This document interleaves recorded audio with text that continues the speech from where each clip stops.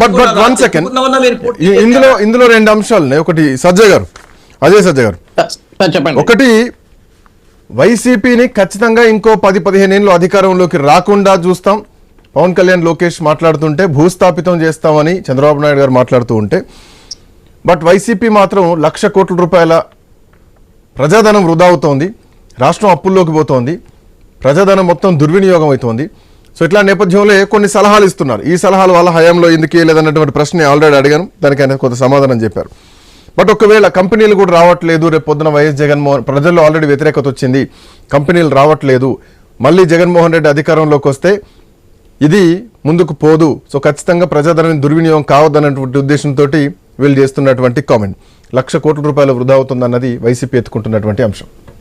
Sir ఇప్పుడు వాళ్ళు ఏమంటారంటే నరం లేని నాలుక ఎంతన్నా మాట్లాడుతుంటది. వైఎస్ఆర్సీపీ వైఖరి కూడా అదే విధంగా ఉంటుంది, నరం లేని నాలుక మాదిరి మాట్లాడుతూనే ఉంటారు వాళ్ళు. సార్ ఇప్పుడు నిన్న సజ్జల గారు మాట్లాడిన దాని ప్రకారం కానీ, లేకుంటే మొన్న జగన్మోహన్ రెడ్డి గారు మాట్లాడిన దాని ప్రకారం కానీ, అసలు ఆంధ్రప్రదేశ్ రాష్ట్రంలో వైఎస్ఆర్సీపీ పార్టీ గెలిచే పరిస్థితి ఉందా సార్? మనం మాట్లాడుకుంటున్నాం కదా అసలు దీని గురించి. సార్ ఒక్కసారి నరకయాతను చూసిన ప్రజలు, 5 ఏళ్లు నరకం అంటే ఎలా ఉంటుందో స్పెల్లింగ్ రాసిన ప్రజలు, జగన్ అనే ఒక వ్యక్తిని మళ్ళీ పరిపాలించడానికి ఆంధ్రప్రదేశ్ రాష్ట్ర ప్రజలు అంగీకరించారు సార్, ఒప్పుకోరు కూడా.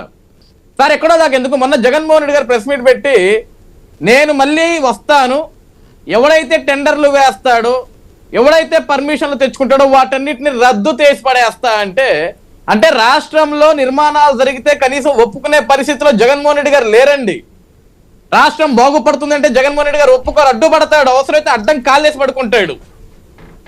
ఈ విధంగా మూర్ఖత్వంగా మాట్లాడే వ్యక్తిని ఏ విధంగా సార్ ఆంధ్రప్రదేశ్ రాష్ట్ర ప్రజలు నమ్ముతారు? నమ్మి ఏ విధంగా తీసుకొస్తారు మళ్ళీ?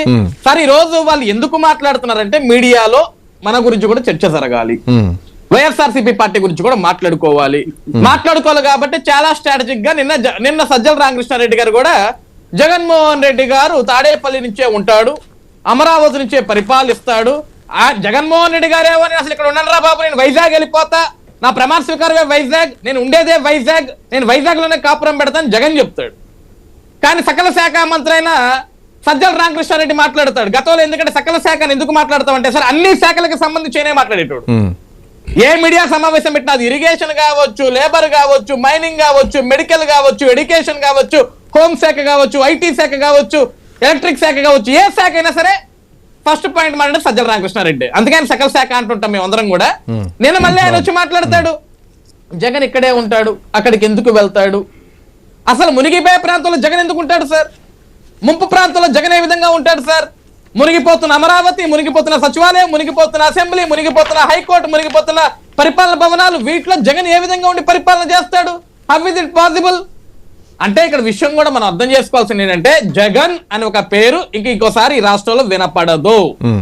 ఆయన ముఖ్యమంత్రి కాదు కదా, ఈసారి అసెంబ్లీ గేట్ కూడా తాకలేడు నా అంచనా కరెక్ట్ అయితే. ఎందుకంటే ఆల్రెడీ మొన్న బైపోల్ జెడ్పీటీసీ ఎన్నికల్లో మనం చూసాం పులివెందులు ఎటువంటి రిజల్ట్ ఇచ్చారో ప్రజలు. సార్ ప్రజలకి స్వేచ్ఛ వచ్చి బానిస సంఖ్యలు తెగి ఓటు వేయడానికి అవకాశం వస్తే ఆ ఓటు రుచి ఏ విధంగా ఉంటుందో మన బైపోల్లో చూపించారు. ఆ బైపోల్ రిజల్ట్ కి జగన్ కూడా భయపడ్డాడు.